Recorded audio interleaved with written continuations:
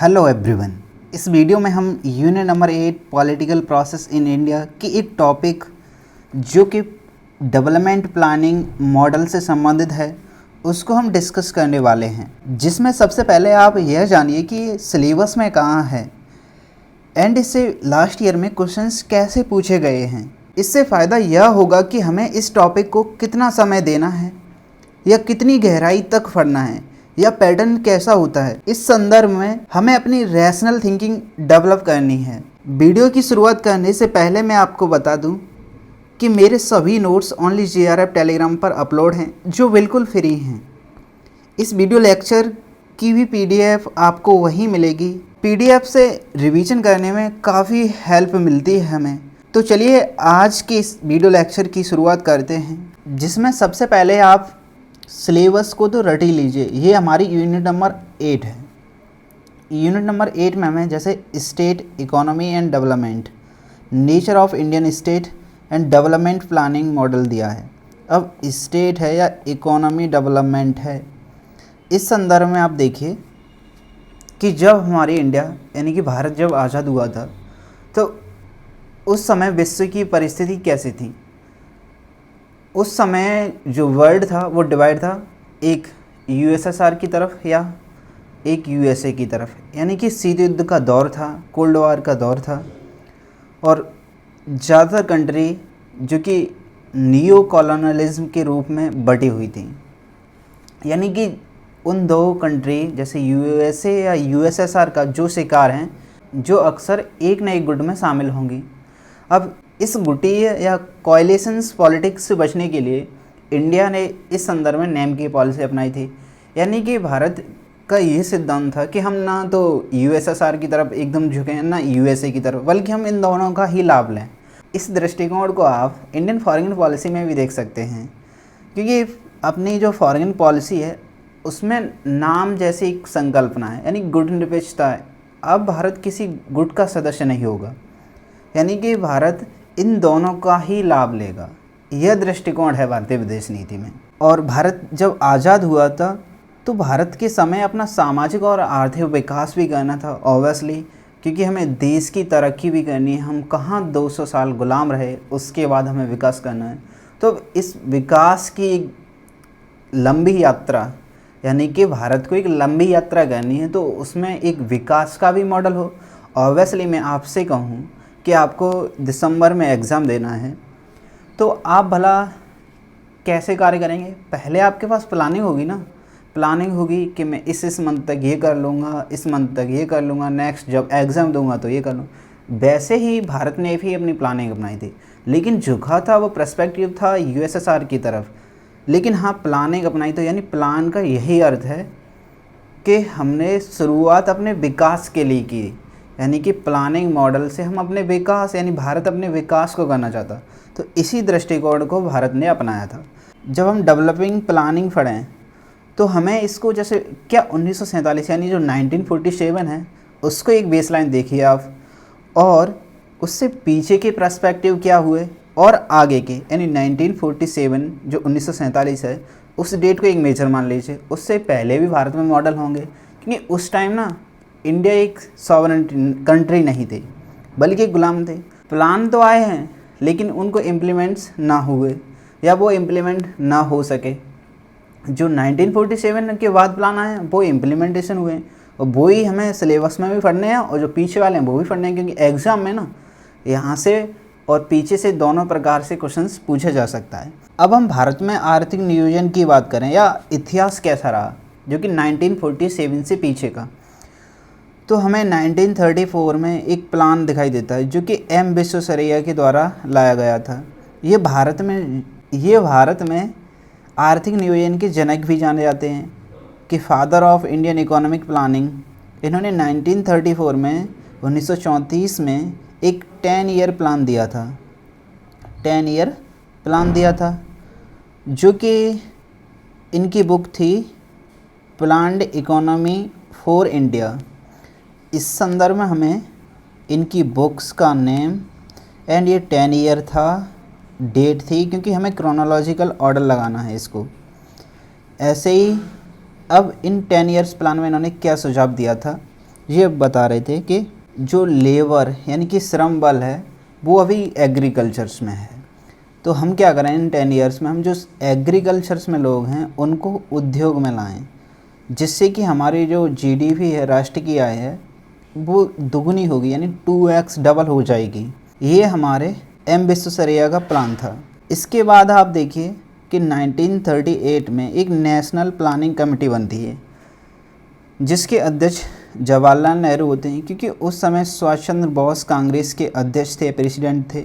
उनके अधीन ही इस नेशनल प्लानिंग कमेटी को बनाया गया था, जिसका उद्देश्य था कि भारत में उद्योगों का विकास हो, यानी कि जो इंडस्ट्री एरिया है ना उसको डेवलप किया जाए।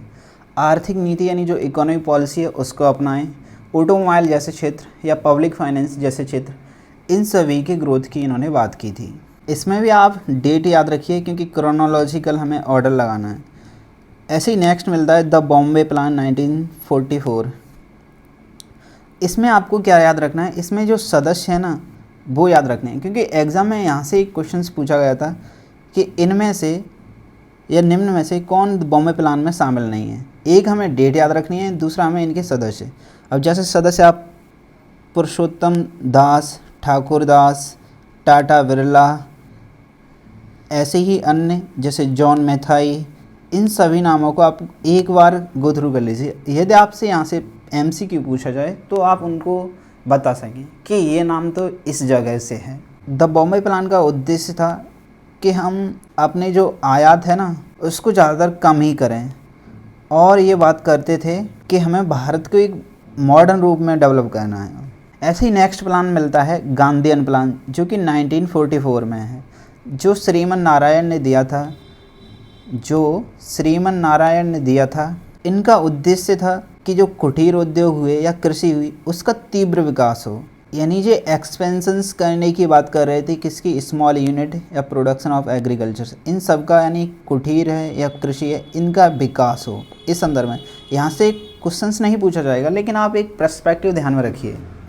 ऐसे ये डिसेंट्रलाइज्ड यानी विकेंद्रीकरण की बात करते हैं, जिसमें गाँव को ये आत्मनिर्भर बनाने की बात करते हैं। यहाँ पर आप बस ओनली डेट याद करिए और आगे बढ़िए।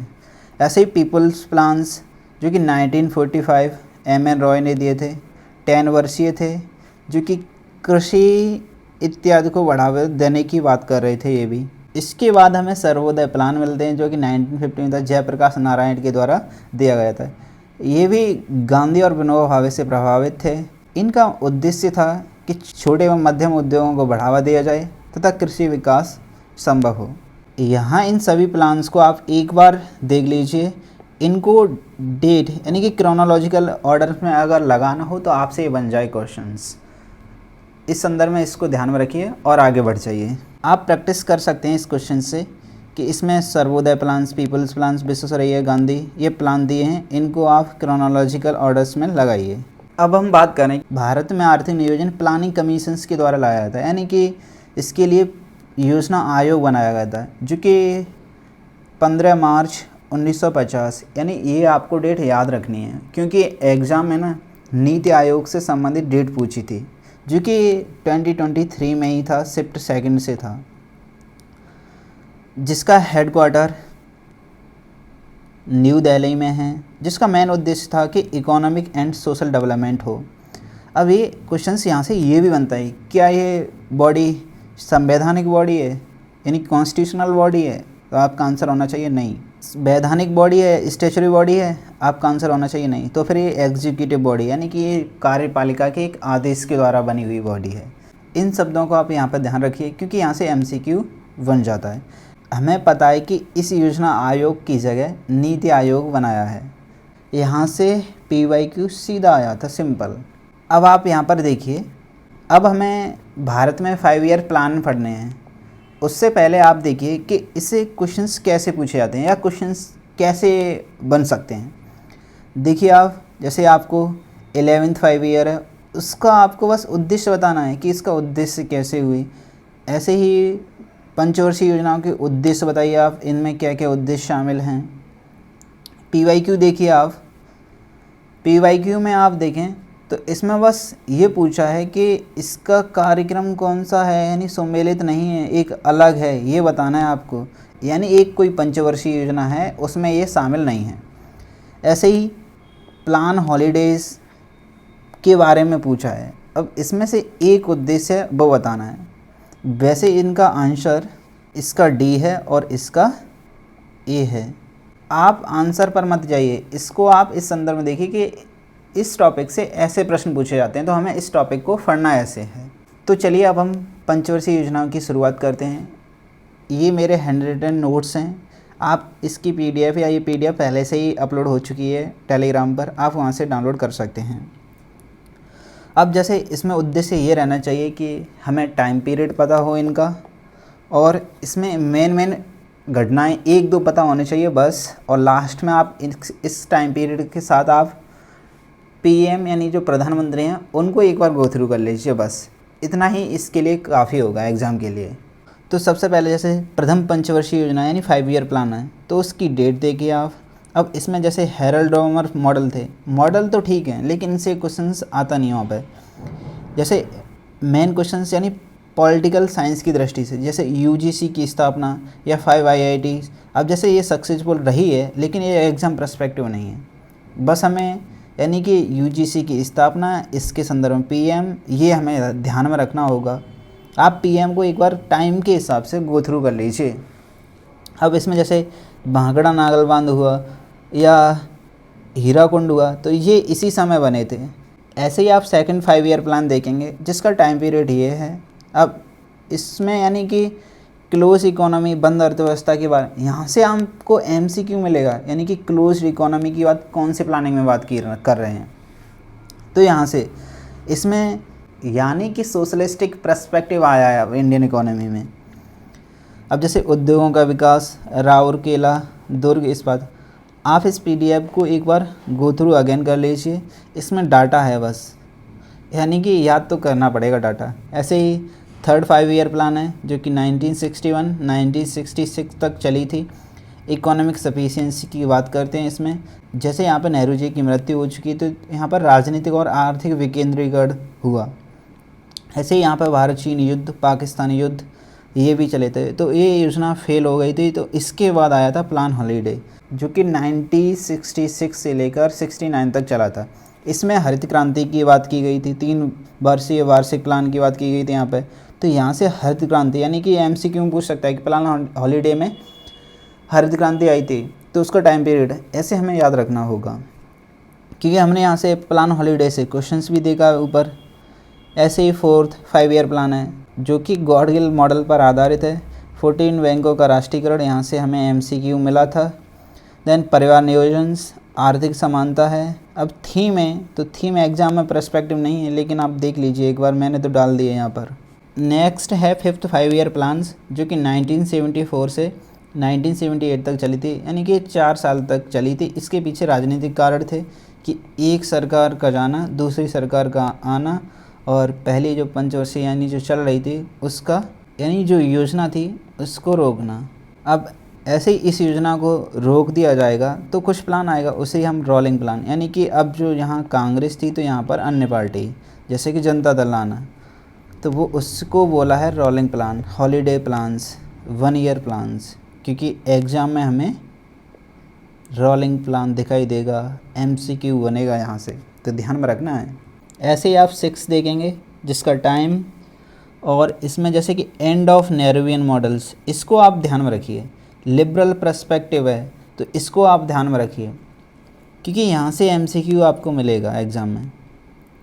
इनसे नहीं मिलेगा कि आगत निर्गत मॉडल कैसा है या थीम क्या है इनकी। आप 7th प्लान को देखिए जिसकी आप डेट याद रखिए, और बस इसमें कुछ नहीं है। इसके बाद आप एनुअल प्लान पर आ जाइए जिसमें यानी राजनीतिक संकट या सरकार स्थायित्व नहीं था, क्योंकि इस समय ना सरकार आ रही थी जा रही थी, ये वाला सिस्टम था। लेकिन हाँ, ये पर्सपेक्टिव हमें याद में रखना है क्योंकि इसी बीच हमारी न्यू इकोनॉमिक पॉलिसी आई थी, तो इस पर्सपेक्टिव को तो हमें भूलना ही नहीं है।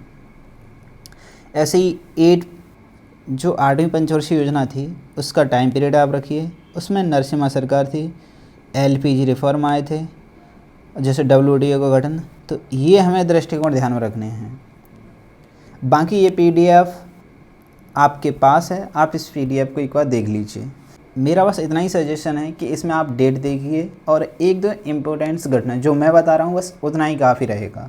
जैसे 9th यानी 9वीं पंचवर्षीय योजना है, अब उसमें आप अटल बिहारी वाजपेयी इनका नाम याद रखिए। इस योजना में गरीबी की दूर करने की बात हो रही है, तो इसको हमें पर्सपेक्टिव ध्यान में रखना है। ऐसे ही हमें 10वीं पंचवर्षीय योजना में जैसे प्राइम मिनिस्टर अटल बिहारी वाजपेयी या मनमोहन सिंह, और जो कि साक्षरता पर इंक्लूसिव ग्रोथ की बात कर रहे हैं, ये हमें पर्सपेक्टिव ध्यान में रखना है। ऐसे ही 11वीं पंचवर्षीय योजना है जिसका टाइम पीरियड्स, अब ये बात करेंगे एग्ज़ाम यहाँ पर पूछ सकता है हमें एग्जामिनर कि इसका मेन पर्पज़ क्या था, rapid and more inclusive growth. ऐसे ये तैयार किसने किया था, तो सी रंगराजन ने। ऐसे ही 12वीं पंचवर्षीय योजना है जो कि मेन उद्देश्य रखती थी या थीम थी faster and more inclusive and sustainable growth. इसकी थीम और इसकी थीम हमें ध्यान में रखनी है, क्योंकि एग्जामिनर ना यहाँ से क्वेश्चन पूछेगा अगर पूछेगा तो, क्योंकि जो मेन पर्सपेक्टिव निकल रहा है ना यहाँ से वो है सस्टेनेबल ग्रोथ, इंक्लूसिव ग्रोथ का ये पर्सपेक्टिव निकल रहा है। तो मेरा आपसे आग्रह ये है कि जब आप 5 ईयर्स प्लान तैयार करें तो उसमें बस केवल एक तो डेट देखनी है आपको, एक हॉलीडे देखनी है और एक रोलिंग प्लान है वो देखिए आप, और मेन पॉइंट्स यानी हर कोई नहीं, हर इम्पोर्टेंट पॉइंट्स नहीं हैं, जो मेन है जो मैंने यहाँ पर बताया उसको देखिए, या आपको लगता है जो एग्ज़ाम के लिए ज़रूरी है उसको देखिए। हाँ, आप इस पर रिलाई कर सकते हैं क्योंकि यहाँ से एग्ज़ाम में अगर क्वेश्चंस आए तो वो बन जाएगा आपसे, इतना तो श्योर है। सो आज के लिए इतना ही। ये इनिशिएटिव अच्छा लग रहा है तो आप ज़रूर लाइक किया करिए और लाइक और कमेंट के माध्यम से फीडबैक ज़रूर दीजिए। थैंक यू, नमस्ते, जय हिंद। हंसते रहिए, मुस्कुराते रहिए, अपना फिजिकल हेल्थ के साथ मेंटल हेल्थ का भी पूरा ख्याल रखिए। Thank you.